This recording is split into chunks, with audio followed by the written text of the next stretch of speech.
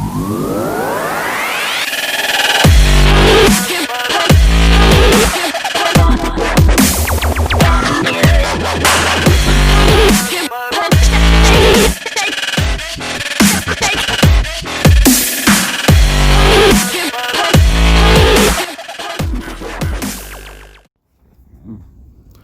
everyone, welcome to episode 7 of the It's Showtime podcast, hosted by me, TCT. First of all, let me just get this out of the way. For those of you who want to bash me for my opinion on Dwayne Haskins Jr., let me just say I don't care. You want to keep putting bad comments on my video, I'm going to ban you.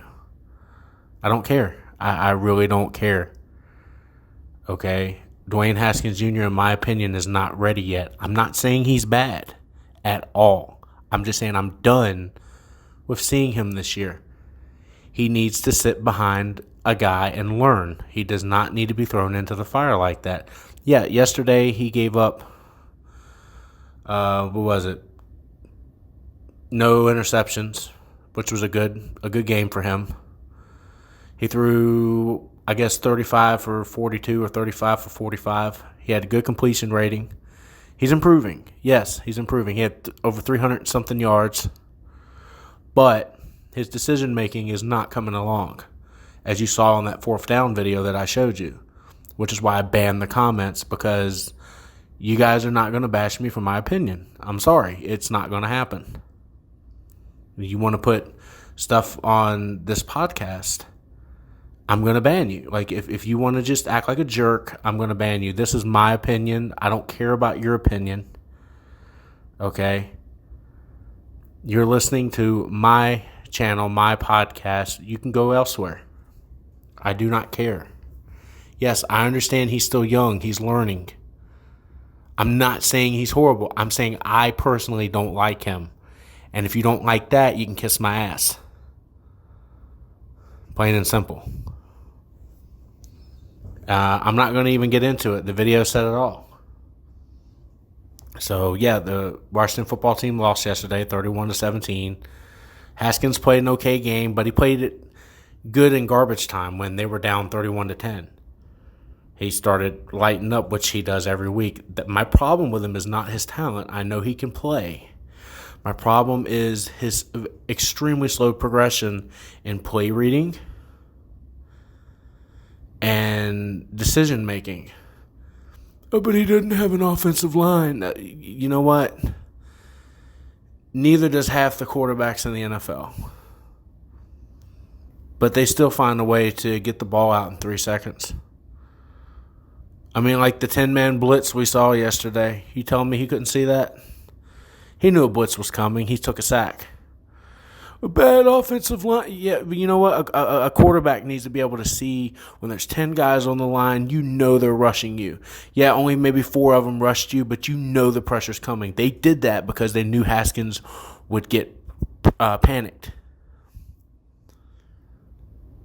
So if you got anything to say about that, please leave them in the comments below. But be respectful. Otherwise, I don't want you on this channel. Plain and simple. I mean, it's my opinion.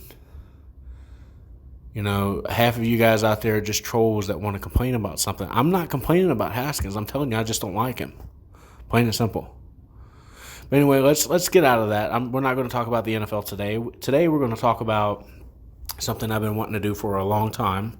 My very first podcast, I decided to do a top 5 and favorite movies. Well, today is a very special day because I'm going to do a top 5 and favorite TV shows of all time. Yeah, you heard that correctly. My top 5 favorite TV shows of all time. And remember, this is just my opinion. It's no one else's opinion. I don't care if you hate my top 5. I'm going to go by what I've enjoyed since I was a kid of TV shows. No, not cartoons, not animated things, just TV shows in general. 1 hour long TV shows. Okay, no sitcoms. I'm not doing sitcoms. I'm going to do 1 hour long television shows, okay? So let's go ahead and get it rolling. Number 5, Castle. Amazing show. Nathan Fillion, Stana Katic. You know, Nathan Fillion riding off that high that he got on Firefly came in, and basically this was going to be a mid-season replacement for a show on ABC, and it ended up catching steam. What I love about this show is that Rick Castle, who is a mystery writer, is working with the NYPD using his writing skills to catch criminals. I don't think that's ever been done before, unless it was something like Murder, She Wrote, which, that's sort of like that. I guess it had been done before, but it's been a long time since I've seen anything like that. Man, was that show funny, and it was fun to watch. It was extremely fun to watch. Okay? I'm going to tell you right now that if you have not seen Castle, it has, 7 seasons, 8 seasons? I think 7. But you need to watch it. An amazing show. I'm not going to spend a lot of time on these shows because I want to leave a little bit of time at the end to talk about my favorite one. But yeah, Castle, check it out. Great, great show that ABC did. It was a big surprise, too. A very big surprise. So check that one out. Number 4 is going to be Angel. And you're going to be saying, wait a minute, Angel? That's a girly show. Guys, it's not a girl show at all. It's based off of Buffy the Vampire Slayer. It's David Boreanaz in his prime before he did Bones, which is a great show, by the way. It's not in my top 5. It's probably my number 6. Bones is probably my number 6 behind Castle. I love Bones. But let's get to the point. Angel was on Buffy the Vampire Slayer.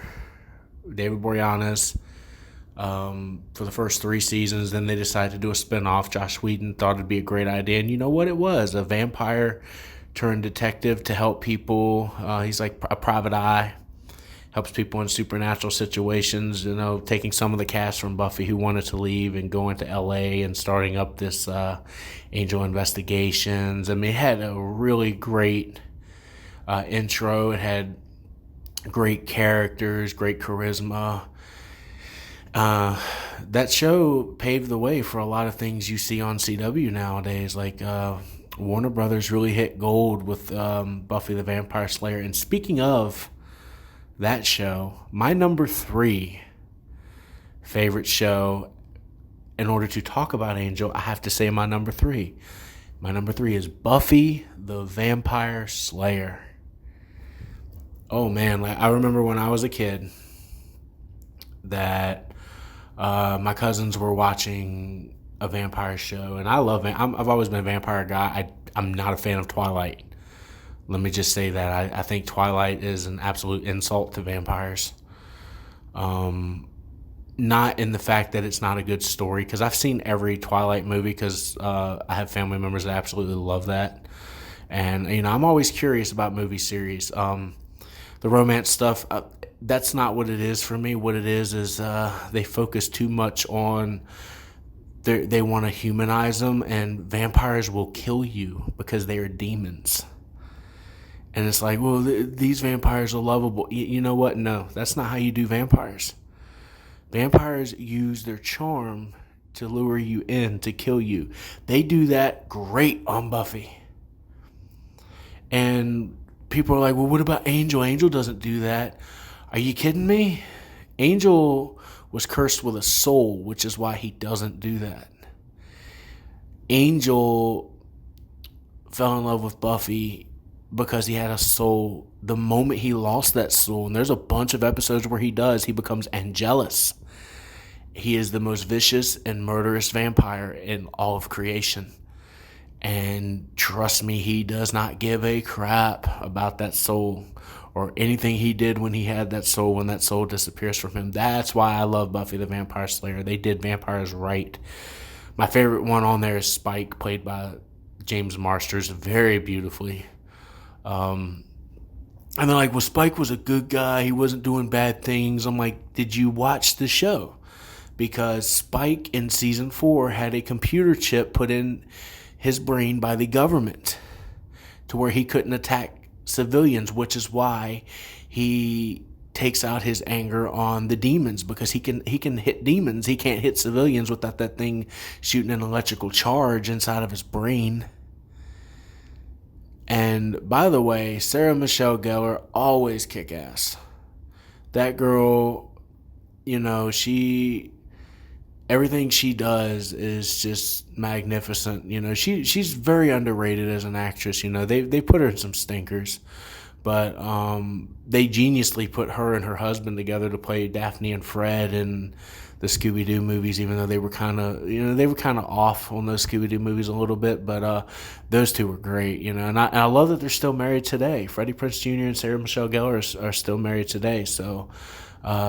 That's magnificent stuff. Like Buffy the Vampire Slayer, to me, is the reason we got all these shows on WB, and they started, like, we got Charmed, we got Supernatural. Like Supernatural, a lot of it is to thank Buffy the Vampire Slayer, because without that, they wouldn't know that people were into these sort of mystical, demonish type shows.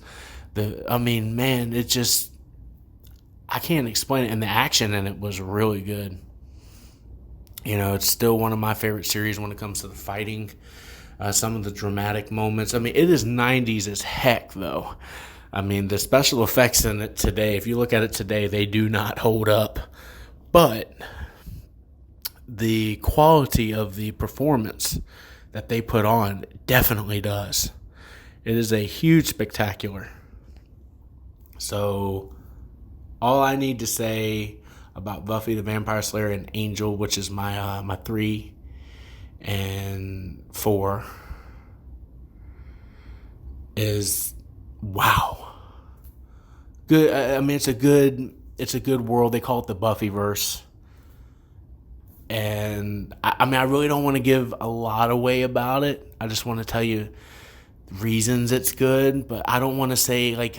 My favorite episode of the whole thing, I can tell you my favorite episode. My favorite episode of the whole thing is probably when they do their musical, because I'm kind of a nerd for those type of things, like when they go outside of the box.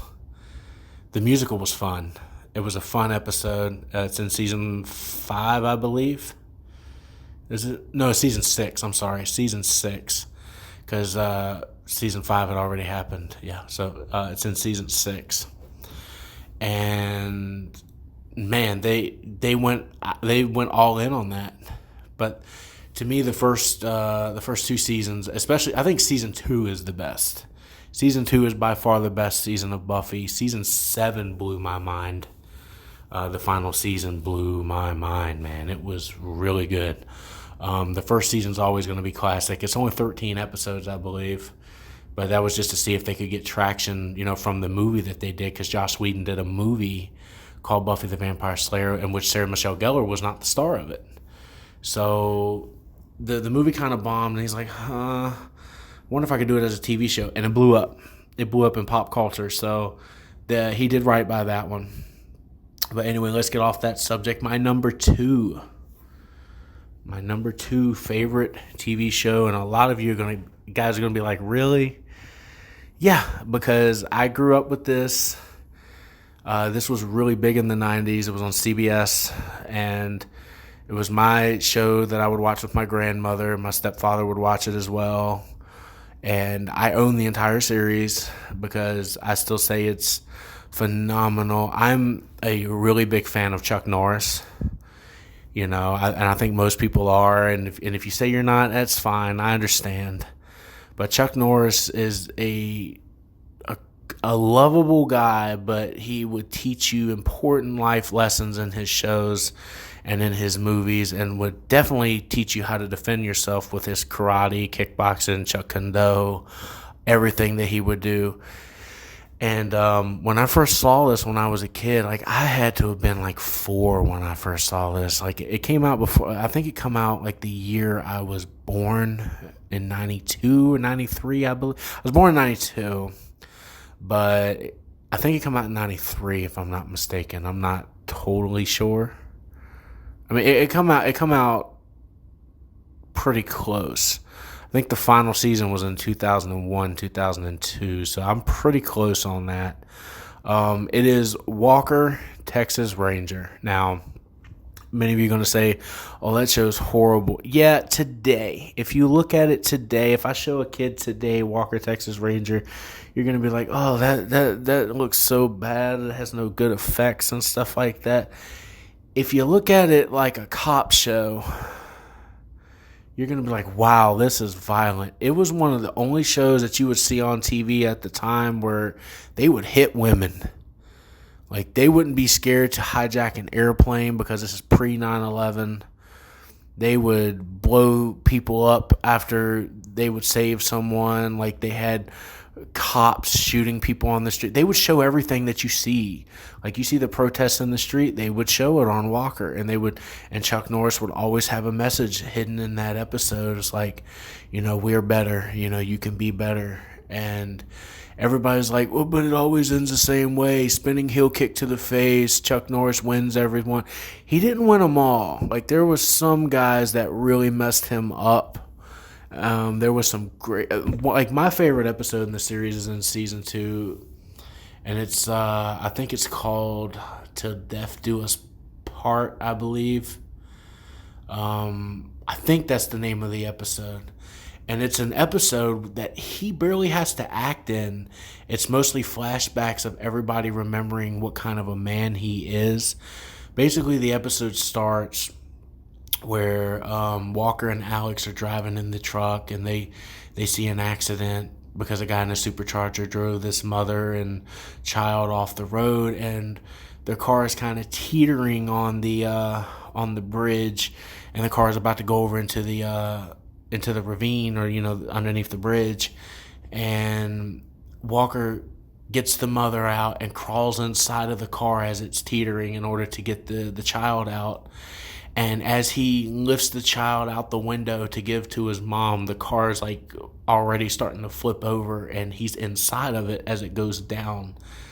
And one of the most incredible shots I've ever seen in a TV show is when the firefighters and everybody go down there to pull him out because the car is about to blow, like the gas line is on fire, everything.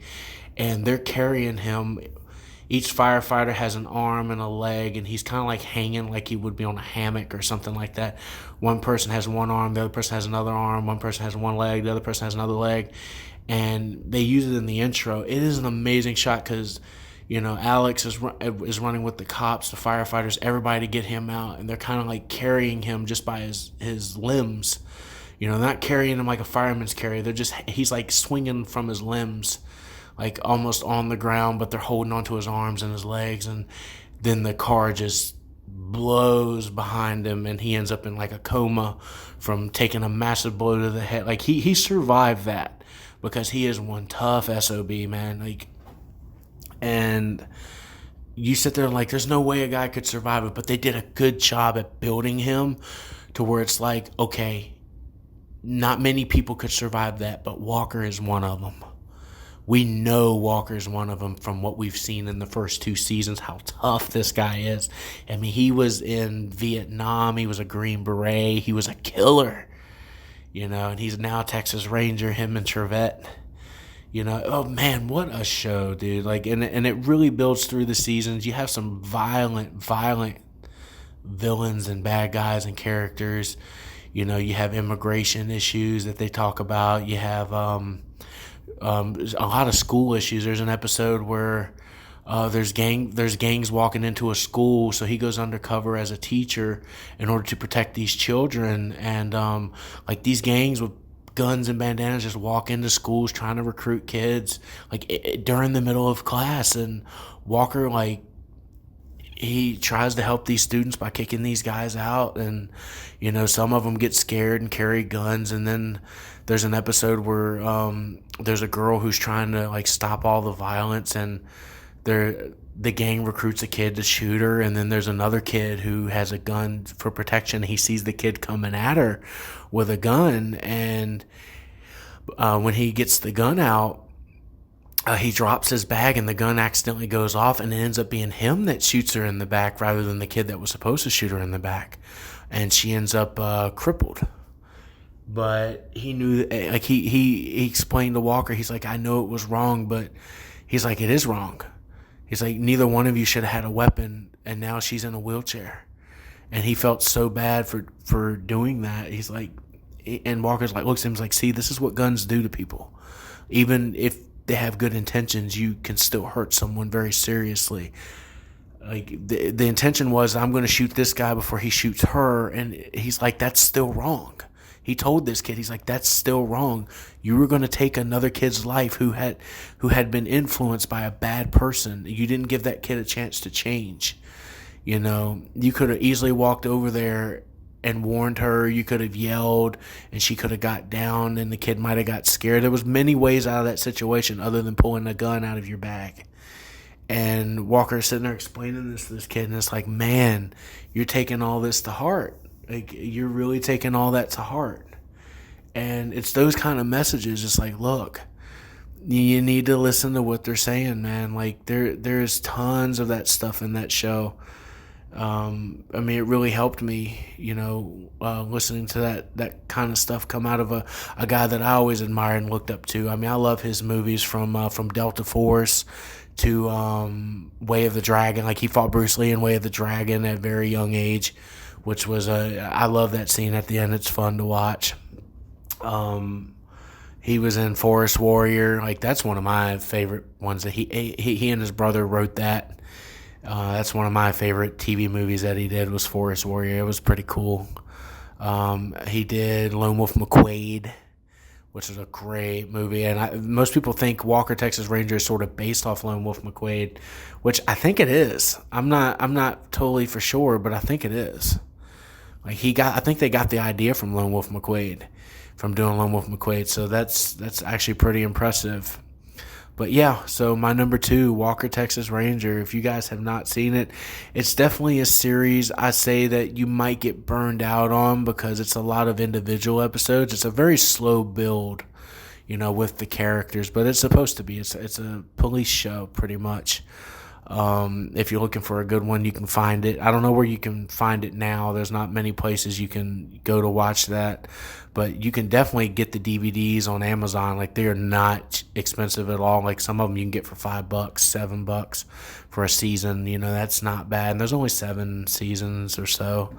So there's some great episodes, man.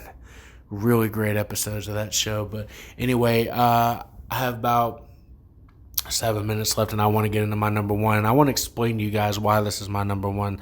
This is my number 1 because it pretty much made the CW. This and Buffy the Vampire Slayer and Angel pretty much is the reason we have Supernatural, Flash, Supergirl, Legends of Tomorrow, Arrow, all this stuff you see, Batwoman, all this superhero stuff you see is because of the rise of one TV show. I was 9 years old when this show debuted. It debuted right after 9/11, when the country needed it most, man. Like, this was 2001. I am talking about Smallville. Now, Smallville, most people would bash it when it was on TV because they're like, well, this is a Superman. Like, really? What's Superman gonna have a friendship with Lex Luthor for? Why does he meet Lois Lane and all this but before he's Superman? I'm like, because it's the way they wrote it. Just leave them alone and let them do their thing. Today, it's highly regarded as one of the best superhero shows ever. Like, people that I spoke to that watched the first couple seasons that didn't really like it because it was different have since gone back and finished it, and they're like, oh yeah, it's magnificent. Because as the show goes, Superman is basically dropped in a meteor shower, and the meteor shower hits Smallville, and everybody knows the story. He's found by the Kents, and he's raised, and he becomes Superman. But what happens in between there? My favorite thing about it is that he starts off at 14, even though we know Tom Welland's like 22 when he plays that role. So don't complain the fact that he looks like he's 20, because, I mean, come on. You're really going to get a 14-year-old to do that in those days? You need the right person, someone who was 6 foot, and, because Superman's 6'4". So someone who's huge and looks like Superman. And Tom Welland nailed it. And he takes a lot of flack. They're like, well, you never wore the suit. It's like, because I'm playing Clark Kent. I'm not playing Superman. I'm playing Clark Kent. So basically, it starts with him at age 14. You go through the first 4 years of high school. Like, each season, 1 through 4 is a year of high school. So first season's freshman year, second sophomore, and then junior, and then senior year is where it really starts to pick up. And then when they get out of high school, that's when they start diving into the comic book world more. They start bringing in villains like Zod, Brainiac, Doomsday, like, the Justice League comes in, like and I'm not going to say where. I mean, everybody knows that they're in there because they're all up in the vignettes when you look at trailers and clips and all that stuff. It's not really much of a spoiler. I mean, it's been out for 10 years. I'm not going to say when they appear though, but everybody that plays their role in that show is excellent. Tom Welling is a great Clark Kent. Michael Rosenbaum is probably the best Lex Luthor on screen in history. Now, I know Gene Hackman did a great job, but good God almighty, Michael Rosenbaum, love his podcast, Inside of You, by the way. If you haven't heard that, go check it out. But Michael Rosenbaum killed it as Lex Luthor. And then you have Kristen Cruick as Lana Lang. She's wonderful in that. One of the best Lois Lanes ever, Erica Durance. Amazing. And a character that was created for this show, who is now in the comic books because of this show, was Chloe Sullivan, who's played by Allison Mack. And we all know what's going on with her in the news. I don't want to bring that up, but Allison Mack, she's probably one of the best characters on the show, but it's just really sad what's happened to her in her life lately. I'll let you guys look that up. I'm not even going to get into that one. Then we have John Glover, who plays Lionel Luthor. Amazing. Everybody knows John Glover. He's the Riddler on Batman, the animated series. He plays in Batman and Robin as the crazy doctor at the beginning. John Glover, incredible as Lionel Luthor. Ultimate bad guy, and he has a good turnaround in that. Just like Lex would start off good, and then we all know he became evil, and then Lionel would start off evil, and we all know he became good.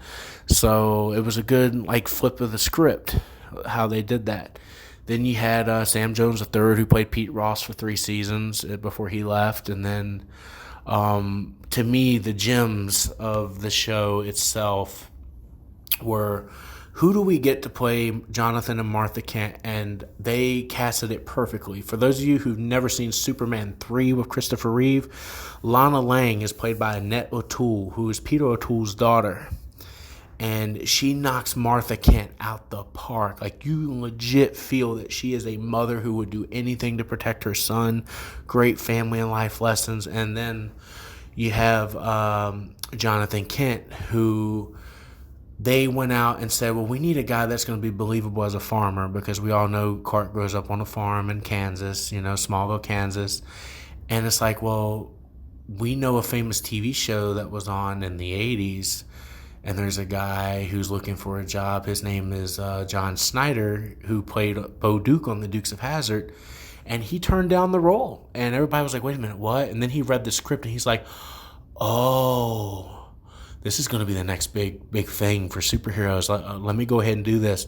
Those two, in my book, were the key. Because without those two, without John Snyder and Annette O'Toole, this show could have fell apart. They had to have the perfect casting of the parents, because they are the ones that are supposed to raise Superman into the man we all know as a superhero. And Clark Kent, he grows into his powers.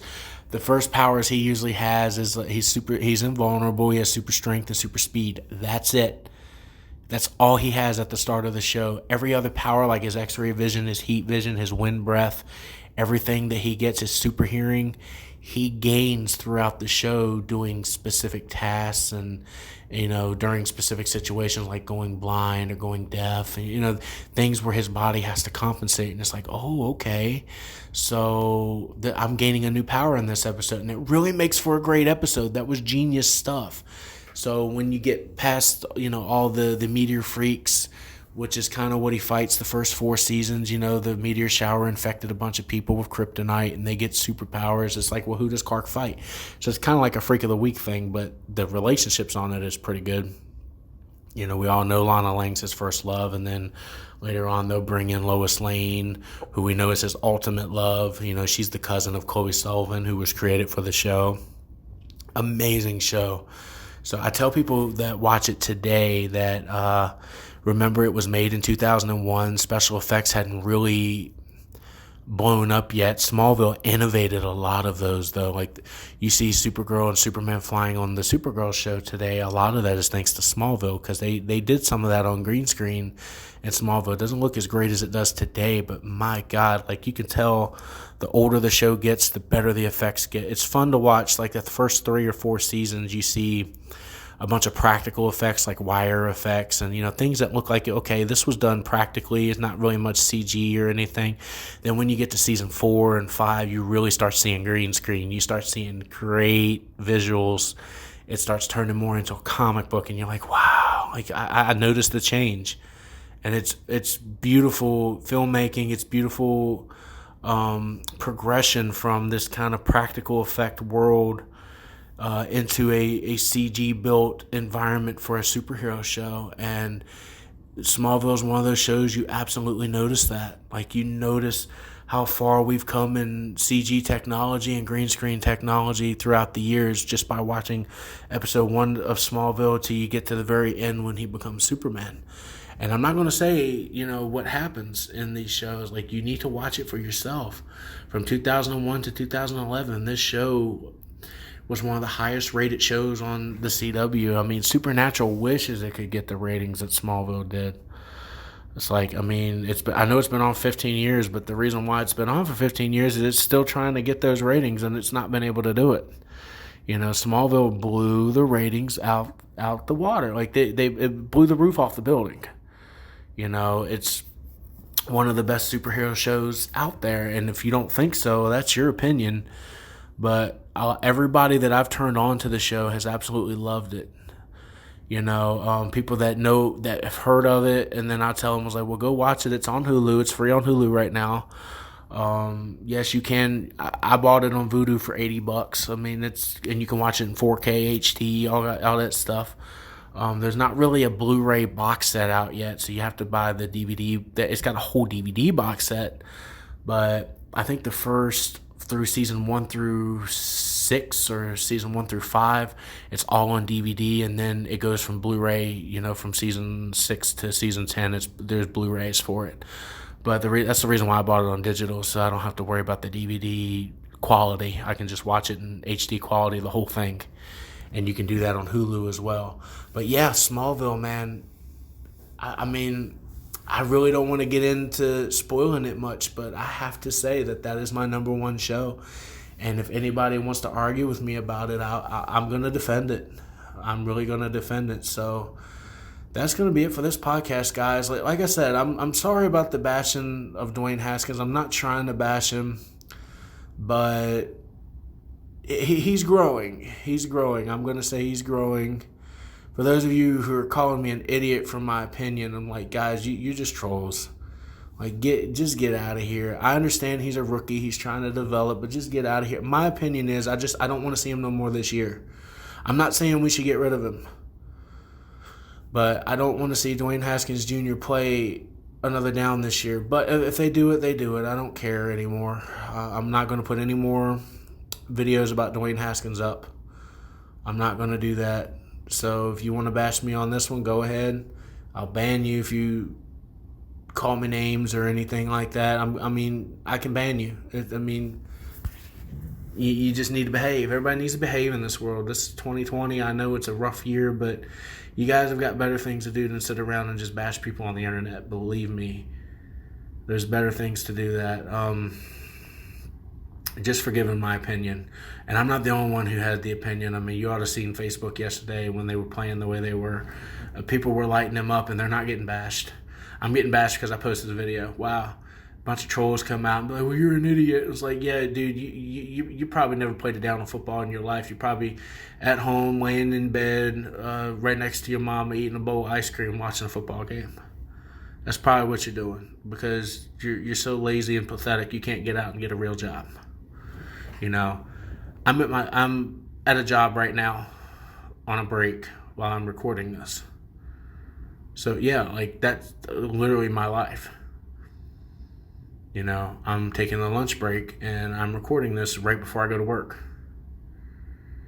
So in conclusion, subscribe, favorite. Sorry I extended it about 5 extra minutes this week, but I think you guys needed to hear that. I'm still going to be planning on releasing some top horror movies soon. I'm working on my list. That's why I haven't done it yet. I want to do a top 10 because there's a bunch of horror movies I want to talk about, and I don't think 30 minutes is going to be enough time, so I might do it over the course of a couple weeks. I don't know that yet, but definitely next week I'm going to start talking about some. It is Halloween. I'm glad it's finally starting to get chilly outside a little bit, But I hope everyone's staying safe out there. Wear your masks. Our president caught it. Wear your masks. I mean, he caught it because he wasn't wearing a mask. So just wear your mask. You don't want to wear your mask, it's your choice. I'm just saying wear your mask. I wear my mask every day, and I've not got it. And I've been around people that had it, and believe me, wear your mask, okay? It helps. So like, subscribe, favorite. I will talk to you guys next week. Thank you so much for listening, by the way. Those of you who listen, I know it's not the highlight of your week, but I definitely use this to get things off my chest. And it means a lot to me that you guys even want to listen to anything that I have to say. So thank you very much. Until next week, this is TCT signing off. Have a great week, everybody.